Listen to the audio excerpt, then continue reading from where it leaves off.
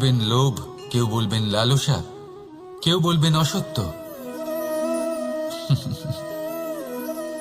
দেখুন, দুঃখের মূল কারণ হলো পরিশ্রম না করা।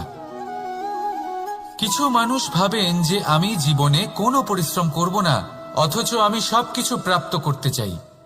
আর এমন এক কারণের জন্যই দূতের মতো খেলা আমাদের জীবনে প্রবেশ করার সুযোগ পায়। দূত, এই দূত আসলে কি? দূত অর্থাৎ কোনো পরিশ্রম ছাড়াই অন্য কেউ পরিশ্রম করে যা অর্জন করেছেন, যে সুখ সুবিধা অর্জন করেছেন, তা নিজের জন্য শুধুমাত্র একটা খেলার মাধ্যমে নিজের করে নেবার ইচ্ছে। আর এই ইচ্ছে অত্যন্ত বিনাশকারী হতে পারে।